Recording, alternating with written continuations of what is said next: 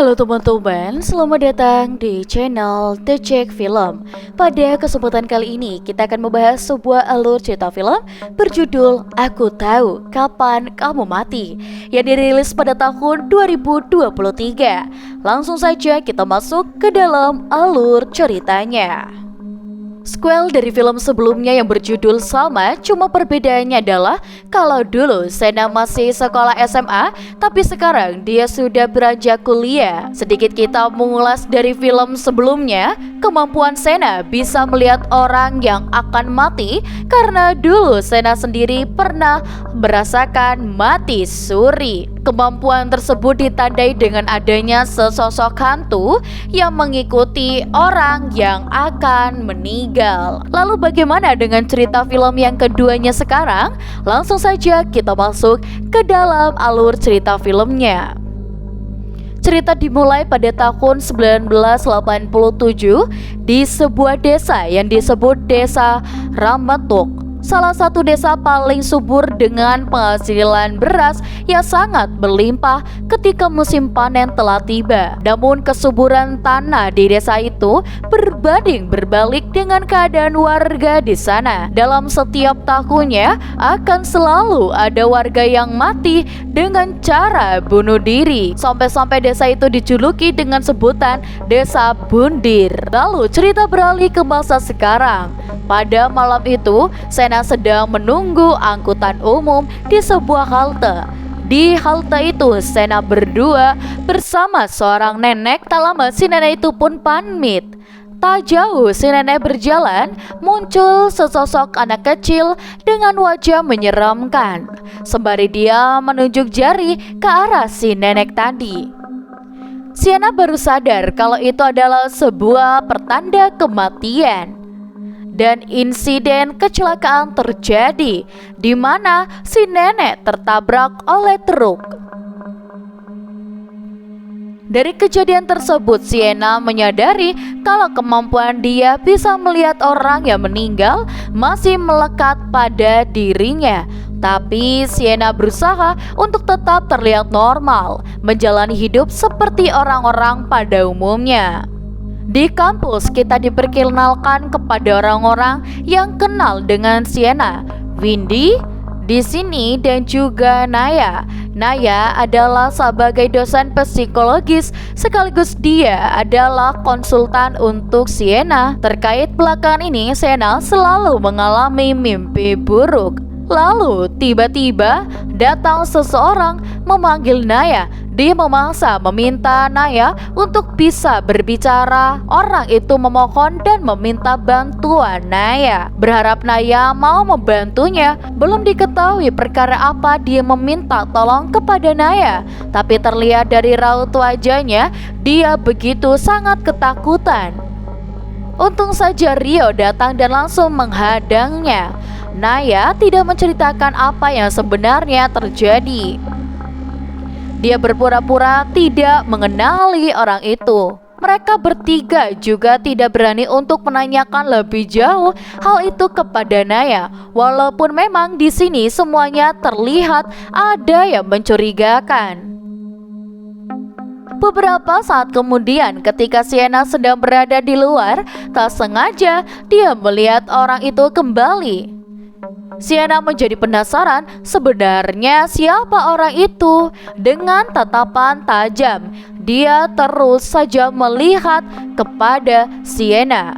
Hingga sampai pada malam hari, orang itu masih menunggu di kampus hanya untuk bisa bertemu dengan Naya.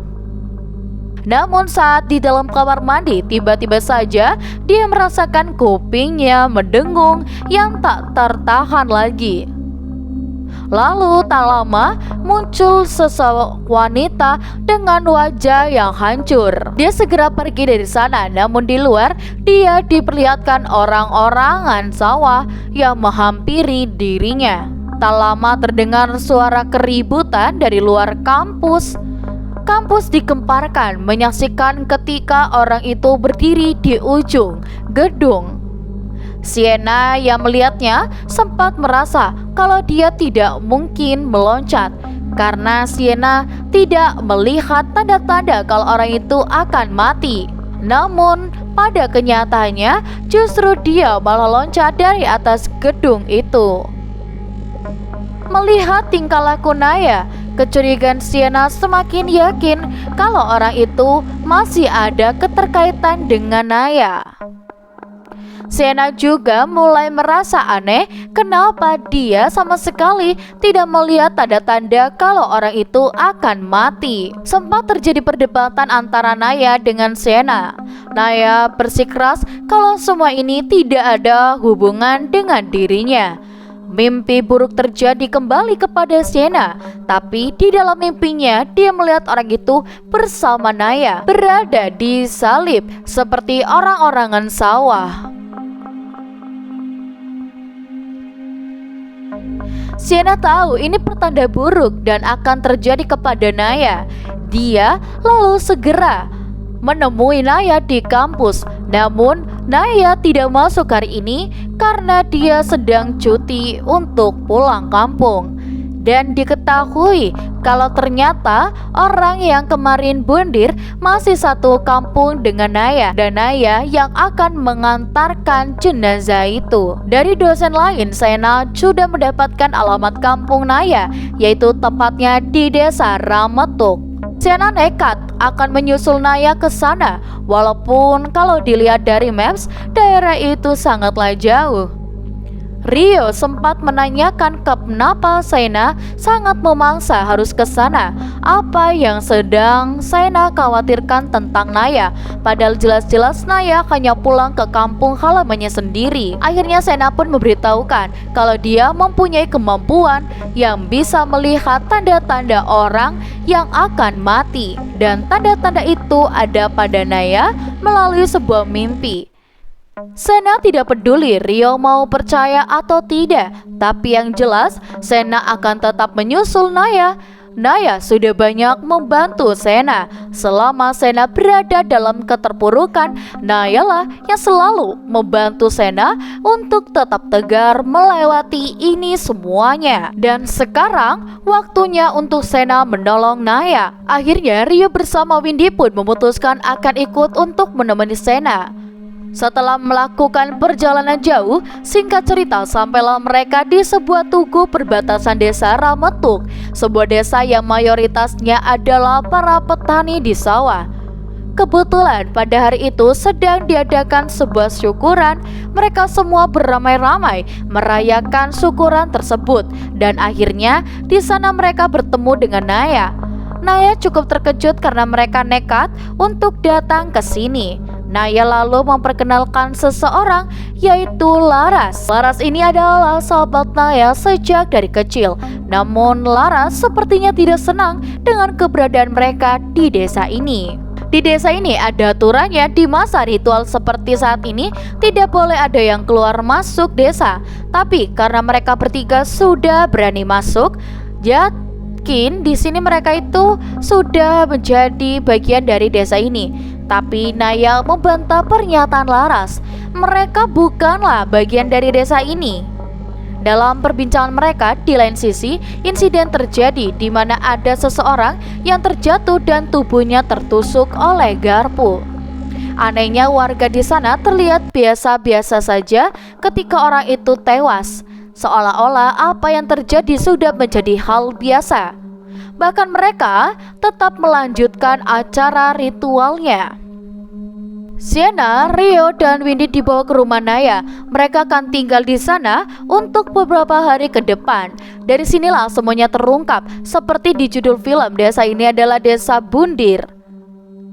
Naya punya tujuan ingin menyadarkan masyarakat desa terkait banyak fenomena warga yang melakukan bundir. Naya yakin dengan memberikan konseling kepada warga, kejadian bundir di desa selama ini bisa diatasi. Laras awalnya sangat mendukung program yang akan dilakukan oleh Naya. Tapi pada kenyataannya, walaupun Naya sudah berusaha meyakinkan warga kalau bundir adalah jalan yang salah, namun tetap saja praktik bundir di desa ini tidak berkurang sama sekali. Malahan angkanya dari waktu ke waktu semakin meningkat. Tak lama kemudian, Pak Rahmat datang. Dia sebagai kades di desa ini. Diketahui juga kalau Pak Rahmat ini adalah ayahnya Laras. Pak Rahmat pun menolak programnya Naya dilanjutkan untuk memberikan konseling kepada para warga. Pak Rahmat menganggap Naya so tahu tentang warga desa di sini. Pak Rahmat sendirilah yang tahu betul apa yang diinginkan warga di sini dan apa yang terbaik untuk mereka. Konseling yang diadakan Naya terlihat sangat sepi tanpa ada satupun warga yang datang. Mereka benar-benar tak peduli dengan banyaknya kejadian orang yang melakukan bundir. Warga di sana hanya sibuk mengurusi panen dan hasil padi mereka yang melimpah. Bagi mereka, nyawa tidak terlalu penting, yang utama panen padi mereka melimpah. Laras meminta kepada mereka semua untuk datang di acara makan malam menjelang panen, dan jangan sampai mereka tidak datang.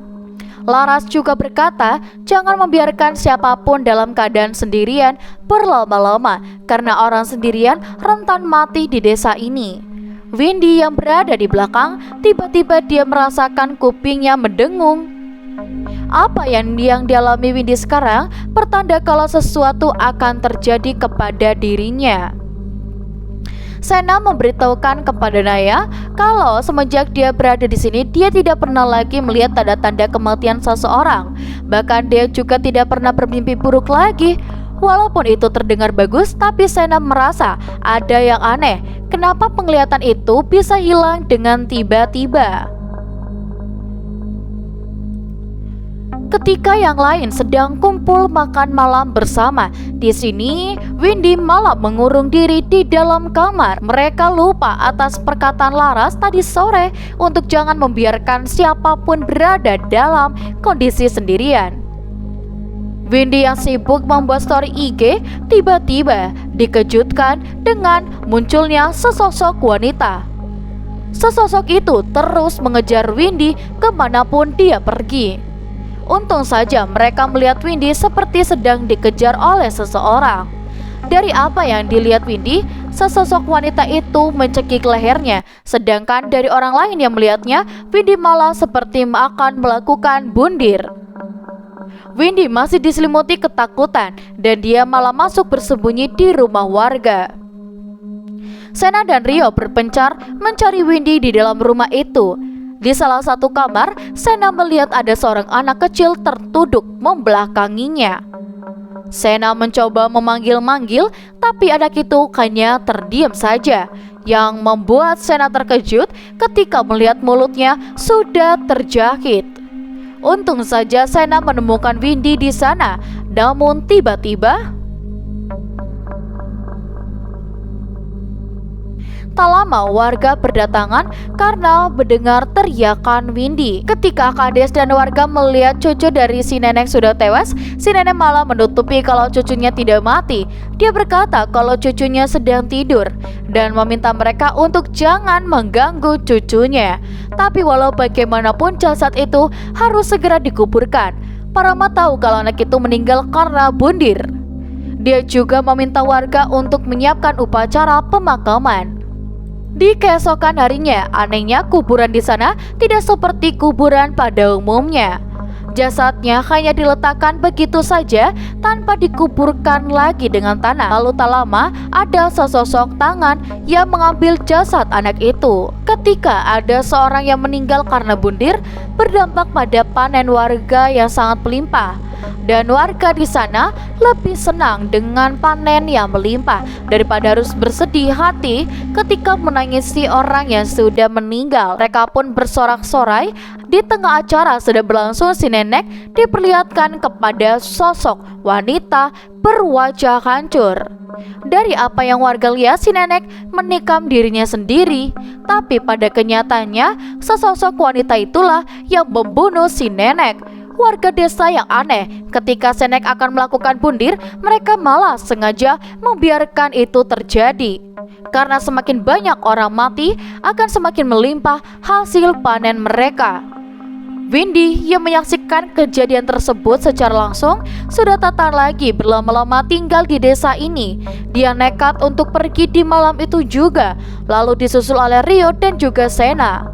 Pak Rahmat berkata semuanya sudah terlambat karena mereka sudah menjadi bagian dari sini.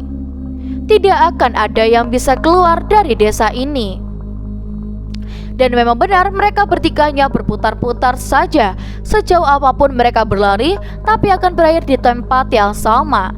Mau tidak mau mereka harus mencari cara untuk menghentikan ini semuanya.